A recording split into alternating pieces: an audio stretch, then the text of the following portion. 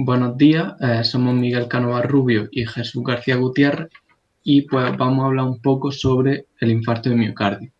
Vamos a empezar con una pequeña introducción diciendo un poco en qué consiste, luego vamos a pasar a las causas, los factores de riesgo, luego los síntomas para diagnosticarlo. Después mi compañero va a hablar sobre epidemiología en la población en general, sobre los tratamientos que se siguen y al final os vamos a hablar un poco sobre prevención. Bueno, voy a empezar yo diciendo en qué consiste. Pues se suele definir como un síndrome o enfermedad coronaria o como un tipo de cardiopatía isquémica y está provocado por la falta de riego sanguíneo en una parte del corazón debido a una obstrucción de una arteria coronaria, es decir, las que irrigan el músculo cardíaco. Puede ser o una obstrucción parcial o una obstrucción completa, en cuyo caso hablaríamos de un infarto agudo de miocardio. Bueno, tal como vemos en la imagen, la arteria se tapona, se obstruye. Ya veremos luego por qué puede pasar esto. Y esto causa que el músculo cardíaco ya no pueda disponer del oxígeno que necesita. En el momento en el que se ve interrumpida la circulación, se dañan los tejidos y si no se trata pronto, puede llevar a la necrosis del tejido. Bueno, en cuanto a las causas de la obstrucción, pues pueden ser principalmente tres. La primera, la más frecuente, es la obstrucción provocada por acumulación de grasa, que se suelen llamar placas, y esta patología se conoce como aterosclerosis. Luego tenemos la obstrucción debido a un coágulo de sangre, que normalmente ocurre conjuntamente con la obstrucción por placas de grasa. Por ejemplo, en la imagen podemos ver cómo se forman placas de grasa, cómo se produce una aterosclerosis y esta aterosclerosis deriva en una aterotrombosis, es decir, la formación de un coágulo sanguíneo, de un trombo, lo que provoca ya la obstrucción completa de las vías. Y otra tercera causa pues puede ser la contracción de la arteria coronaria debido a un espasmo. Esto puede estar provocado por consumo de drogas como por ejemplo la cocaína. Bueno, y en cuanto a los factores de riesgo, recalcar que cualquier persona puede sufrir un infarto de miocardio. Sin embargo, existen ciertos factores derivados de la predisposición genética o del modo de vida del individuo que incrementan considerablemente la probabilidad, de que sufra un infarto de miocardio. Los factores de riesgo son la edad, el consumo de drogas, como por ejemplo el tabaco, antecedentes familiares, sedentarismo, mala alimentación, estrés, la presión arterial alta, niveles altos de colesterol en sangre o enfermedades como la obesidad o la diabetes. Bueno, los síntomas más habituales del infarto de miocardio son los siguientes, aunque no es necesario que se produzcan todos a la vez para que sea diagnosticada la enfermedad. Sobre todo el más común es un dolor o presión intensa en el pecho, que puede extenderse a brazos o hombros, que suelen ser al izquierdo por estar más cercano al corazón, o la mandíbula. Luego malestar general, dificultad para respirar, sudoración, palidez, mareo y otros síntomas menos frecuentes como pueden ser las náuseas o los vómitos. Y bueno, voy a pasar yo a explicar un poco la epidemiología. Y en primer lugar, decir que la 1 nos indica que la cardiopatía isquémica es la principal causa de muerte en los países desarrollados y la tercera en países subdesarrollados durante el año 2019. Posee una incidencia que aumenta con la edad y en el caso de las mujeres aumenta con 10 años de retraso respecto a los varones. Esto lo podemos ver en la gráfica que se ve en la diapositiva, en la cual vemos cómo la prevalencia aumenta con la edad y es diferente al caso en mujeres.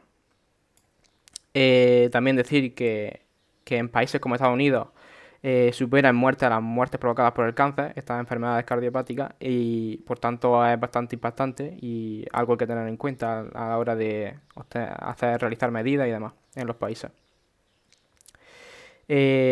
Pasamos con el tratamiento y aquí hemos diferenciado los tratamientos en dos grupos, que serían los cuidados inmediatos que se realizan justo después de que se produzca esta enfermedad y intervenciones coronarias que son más dirigidos a largo plazo y a solventar estos problemas. Y empezamos con los cuidados inmediatos.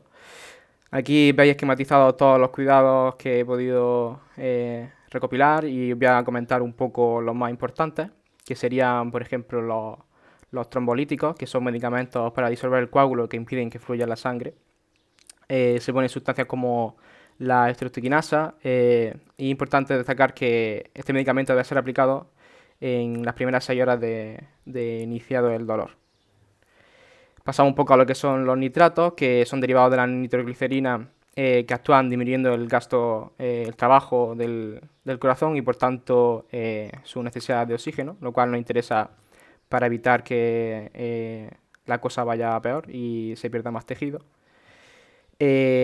Pasamos a los siguientes, serían los beta bloqueantes, que actúan bloqueando muchos efectos de la adrenalina en el cuerpo, en particular efectos estimulantes sobre el corazón. Esto nos interesa ya que si la adrenalina lo que hace es aumentar el ritmo cardíaco, pues aumenta la demanda de oxígeno y provocaría una pérdida de más tejido. Por tanto, estos medicamentos son muy útiles.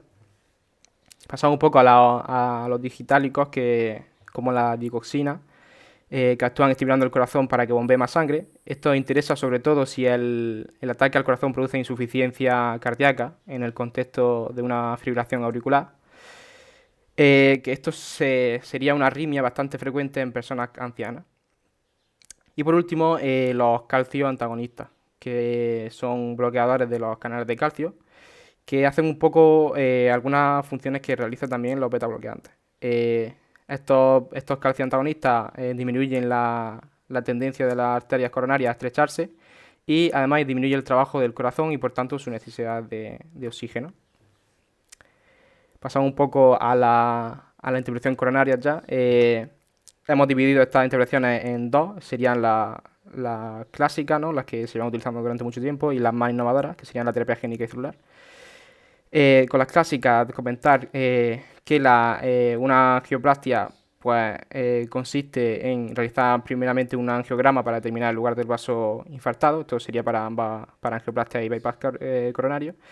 Y se produce la apertura de la arteria dañada, ya sea mediante angioplastia con balón y stent, que es lo que vemos en la imagen de la izquierda de los dos que hay, la cual consiste en meter un objeto que se pueda hinchar, como lo que vemos azul, y producir la apertura mediante ese hinchamiento y dejarla abierta con el stent, que es como una malla metálica.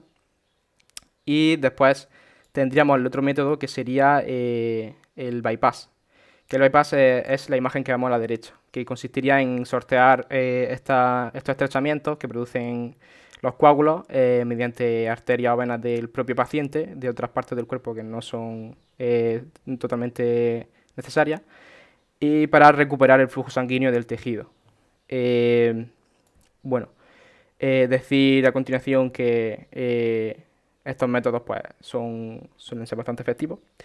Y pasamos a la terapia génica y celular. Esta terapia pues, está en fase prequirúrgica en Houston, Estados Unidos, y en fase clínica en el Hospital Gregorio Marañón de Madrid, España, y consiste en tratar el tejido necrosado del miocardio con células madre del propio paciente, que proceden de la materia grasa, produciendo una regeneración del tejido cardíaco, lo cual es muy útil. Y bueno, ya pasamos directamente a la prevención. Aquí destacar que la OMS nos indica que el 80% de los infartos de miocardio son prevenibles mediante la implantación de ciertos hábitos saludables y también pues, evitar estos factores de riesgo que ha comentado antes mi compañero Miguel. Y bueno, aquí veis esquematizados un poco los diferentes hábitos y veis comentándolo un poquillo a poco. Básicamente es lógico, ¿no? Tener una dieta saludable que sea muy variada. Evitar un poco el alcohol o si lo consumimos que sean pequeñas cantidades. También hacer ejercicio regularmente. La OMS nos indica que al menos 30 minutos diarios pues, disminuye esta tasa esta probabilidad de tener estas enfermedades. Y ya si son unos 60 minutos al día, pues nos ayudan a mantener un peso normal. También evitar el consumo de tabaco, que es uno de los factores de riesgo, lo cual es lógico, ¿no? El tabaco daña gravemente la salud, independientemente de cómo se consuma. También la exposición pasiva al humo del tabaco también es peligrosa, lo cual hay que tener en cuenta. Y lo bueno de este riesgo es que si lo dejamos de consumir en un año, pues reducimos la probabilidad que teníamos a la mitad.